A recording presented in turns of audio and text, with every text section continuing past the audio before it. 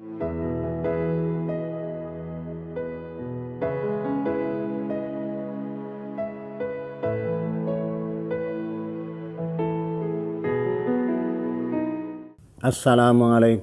warahmatullahi wabarakatuh. Para pendengar yang berbahagia, pada kesempatan kali marilah kita bersama-sama bersyukur kepada Allah atas nikmatnya yang tak terhingga banyaknya, betapapun yang ada pada kita masing-masing ini berbeda-beda ini. Salah satu perwujudan syukur kita adalah kita berdayangkan nikmat tersebut untuk mempelajari petunjuk Allah, yaitu wahyu yang diturunkan kepada Rasulullah, baik Rasul yang pertama maupun hingga Rasul yang terakhir ini. Karena semua ajaran para Rasul ini diabadikan di dalam Al-Quran. Betapapun ya mungkin hanya poin-poin terpenting ya, karena tidak mungkin Al-Quran akan memuat keseluruhan ya, tetapi poin-poin penting yang dibawa oleh para Rasul ini diabadikan di dalam Al-Quran ini. Nah, para pendengar mungkin sudah mengenal istilah Al-Quran. Sebagian orang menyebutnya Al-Quran adalah kitab suci umat Islam. Saya kira ungkapan tersebut ya ada benarnya, tetapi sebenarnya kalau dalam pandangan Al-Quran ya, Al-Quran bukan hanya kitab suci buat umat Islam ya, tetapi kitab suci buat semua manusia ini. Nah, ini barangkali persoalan kecil tapi perlu kita ketahui ini. Allah berfirman dalam surat Al-Baqarah ayat 185, A'udzubillahi minasyaitonir rajim, bismillahirrahmanirrahim. Syahrul Ramadhanal ladzi unzila fihil Qur'an hudal linnasi wa bayyinatin minal huda wal furqan. Al-ayah ini. Bulan Ramadan yang pada bulan itu diturunkan Al-Qur'an sebagai petunjuk buat semua manusia, dan juga sebagai penjelasan dari petunjuk itu sendiri, serta sebagai pembeda. Nah, dari teks tersebut kita diberitahu bahwa Al-Quran itu adalah petunjuk buat semua manusia ini. Jadi kalau Al-Quran itu dikatakan sebagai kitab sucinya umat Islam saja, umat Islam dalam arti umat yang menjadi pengikut Nabi Muhammad ya, ini ya menurut saya mereduksi ini, karena Al-Quran itu ada petunjuk buat semua manusia ini tanpa mengenal batas madhabnya, dia hidup di mana, kapan saja dia bisa mengambil petunjuk dari Al-Quran ini. Nah, sisi lain ada juga istilah yang sering kita dengar, yaitu Alkitab. Alkitab oleh sebagian manusia juga diberi pengertian atau didefinisikan ya semacam kitab suci yang merupakan gabungan antara perjanjian lama dan perjanjian baru. Perjanjian lama atau Taurat, perjanjian baru Injil. Penggabungan antara dua kitab suci tersebut diberi nama Alkitab. Nah, saya kira itu sudah mafhum ya, orang sudah kenal pada umumnya ini. Nah, tetapi di dalam Al-Quran itu sendiri ada disebutkan istilah Alkitab, dan itu asli ya, asli dari Allah. Sebutan itu sebagaimana Al-Quran juga asli dari Allah ini. Oleh karena itu saya kira kita perlu mengenal lebih dekat lagi dengan istilah-istilah itu menurut wahyu. Misalnya Allah berfirman dalam surat Al-Baqarah ayat 2. A'udzubillahi minasyaitonir rajim, bismillahirrahmanirrahim. Dzalikal kitabu la raiba fihi hudal lil muttaqin.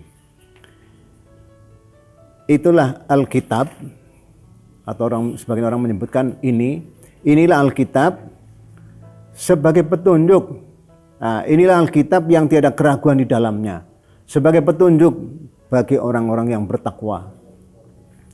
Jadi istilah Alkitab betul-betul asli, ya, betul-betul asli dari Allah melalui ayat 2 dari surat Al-Baqarah tersebut ini.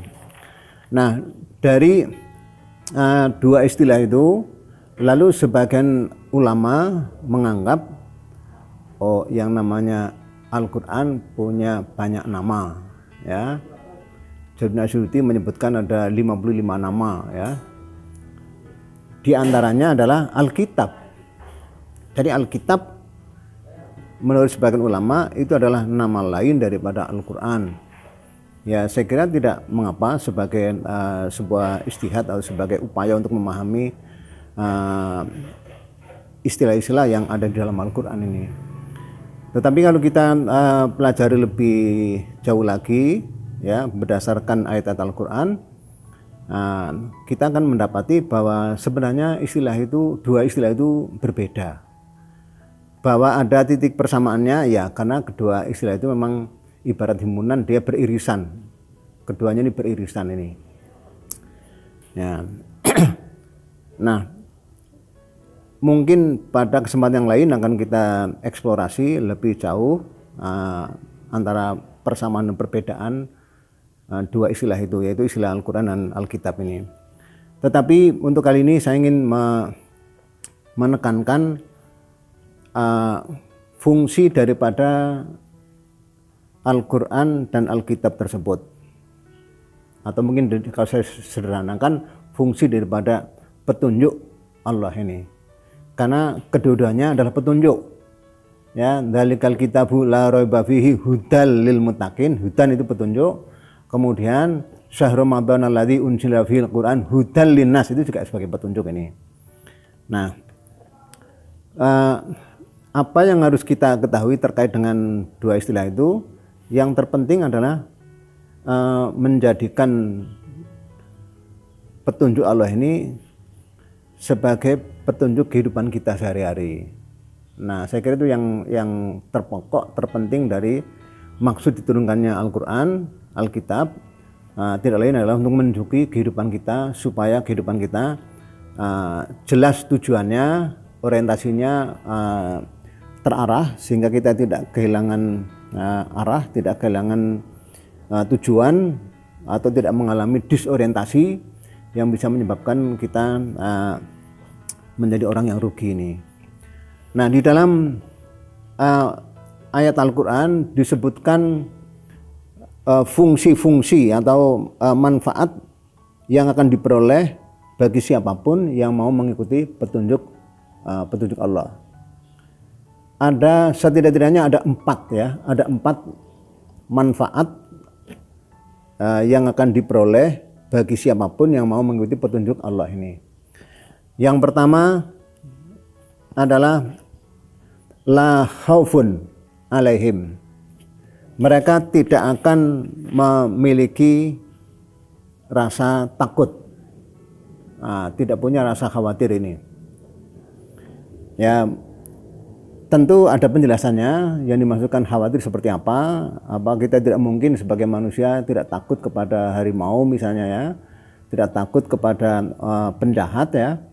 Ya, tentu ada penjelasan lebih jauh ini. Nah, tapi Al-Quran sudah secara sederhana sudah menyebutkan bahwa orang yang mengikuti petunjuk Allah itu akan mengalami situasi, yaitu la khaufun alaihim, tidak ada rasa khawatir atau rasa takut ini. Yang pertama. Lalu yang kedua, walahum yahzanun, dan mereka tidak akan mengalami sedih. Tidak sedih itu artinya bahagia. Jadi orang yang mengikuti petunjuk Allah itu akan bahagia. Lalu yang ketiga disebutkan dalam ayat yang lain, yaitu fala yadillu, mereka tidak akan tersesat alias sampai kepada tujuan. Lalu yang terakhir, yang keempat, yaitu wala yashqa, mereka tidak akan celaka alias setelah sampai di tujuan, di sana betul-betul memperoleh apa yang diinginkan sebelumnya. Beda halnya orang yang ingin sampai, bisa sampai, tapi setelah sampai di sana ternyata tidak mendapatkan apa yang diinginkannya. Itu namanya bukan yang diharapkan ya. Karena kalau orang menuju ke suatu tujuan tentu berharap setelah sampai dia akan memperoleh apa yang diinginkan ini. Nah, keempat manfaat yang akan diperoleh oleh siapapun yang mengikuti petunjuk Allah itu ada disebutkan dalam surat Al-Baqarah ayat 38 dan juga disebutkan dalam surat Toha ayat 123. Saya kira dua ayat itu menjadi referensi utama ya. Di sana disebutkan A'udzubillahi minasyaitonir rajim, bismillahirrahmanirrahim. Fa imma qulnah bitu minha jami'a. Kami katakan, kami Allah ya, ihbitu minha jami'a, turunlah kalian semua dari surga. Fa imma ya'tiyannakum minni hudan, maka jika datang kepada kalian petunjuk dariku, faman tabi'a hudaya fala khaufun 'alaihim wa lahum yahzanun.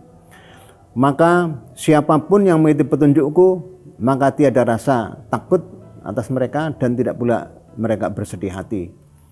Nah, ini dari surat Al-Baqarah ayat 38. Sementara di dalam surat Toha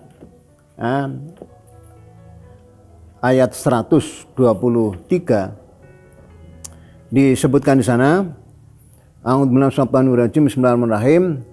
Qalah bita minha jami'a. Kata Allah, turunlah engkau berdua, ya Adam dan Hawa, dari surga. Ba'dukum li ba'din aduun. Sebagian kalian akan menjadi musuh bagi sebagian yang lain. Nah, kelanjutannya. Fa imma ya'tiyannakum minni hudan. Jika datang kepada kalian petunjuk dariku, famanittaba hudaya fala yadhillu wa la yashqa. Maka siapapun yang mengikuti petunjukku, maka dia tidak akan celaka dan tidak akan tersesat dan tidak akan celaka. Nah, itulah dua ayat yang bisa dijadikan dasar untuk menyatakan bahwa orang yang mengikuti petunjuk Allah akan dijamin tidak akan takut alias pemberani, tidak akan sedih alias bahagia, tidak akan celaka alias tidak akan tersesat alias sampai kepada tujuan, dan tidak akan celaka alias sampai di tujuan dia akan puas di sana ini. Saya kira itu apa yang bisa sampaikan pada kesempatan kali ini. Kurang lebihnya mohon maaf. Akhirul kalam. Wassalamualaikum warahmatullahi wabarakatuh.